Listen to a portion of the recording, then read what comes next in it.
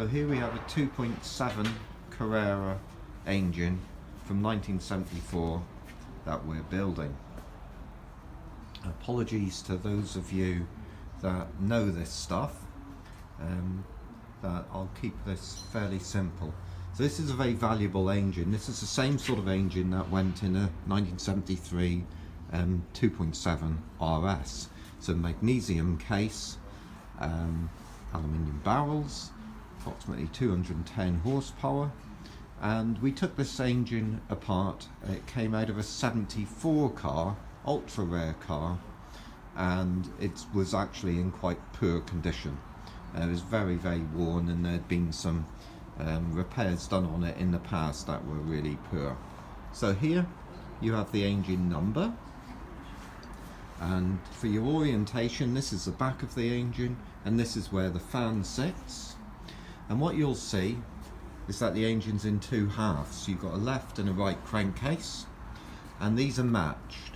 Now the snag with this is that when you disassemble them, the crankcases, being magnesium, can distort.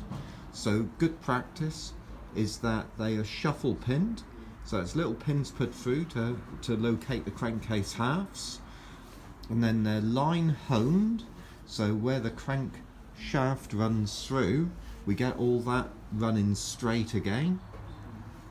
And then the other issue with these engines is where the cylinder head studs are, where they thread into the block, and typically they were pulling the threads out, and so essentially the cylinder heads would be loose and the gas escape.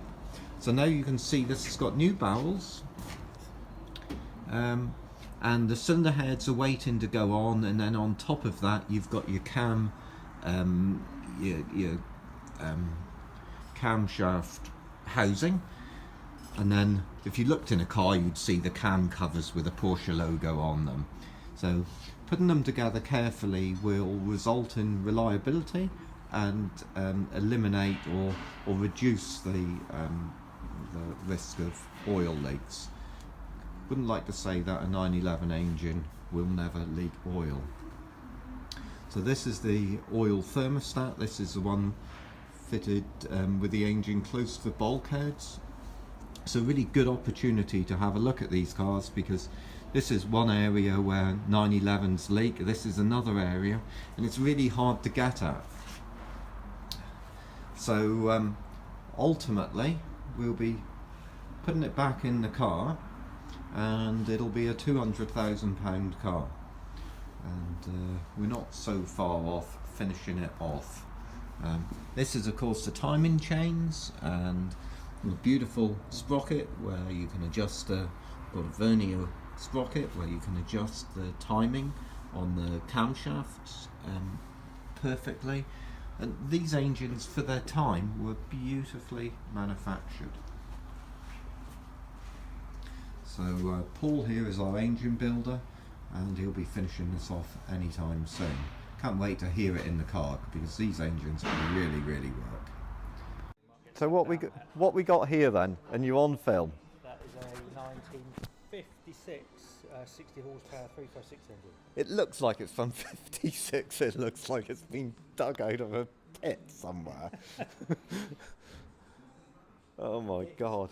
This you can't believe that this was a performance engine of its time. No. Look at it; it's hardly anything. Is that all there is? That's it. It's missing a bit of timber and an exhaust, but it's 19. really complete. It's really complete. Yeah. So our job here is that Graham will take this apart, rebuild it, make it look like new, make it go better than new. That's the deal. And then we've got to reinstall it in the customer's car. Oh, that's cool. That is, it's ugly, but it's cool. So that's the engine number, and the crankcase numbers? Now they will be in here. They're probably okay. Up, but there's one there, and there's a couple on the back here. Usually, but it's all a bit. Oh, it's a bit manky. Bit grubby. Yeah, but these cars would have had the two halves of the crankcase with matching numbers and a matching number on the front. In here. Yeah. Yeah? Yeah. Okay, cool.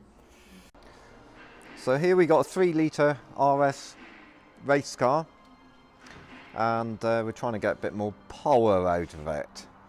And we found a few little errors that probably lived in this car for a long time.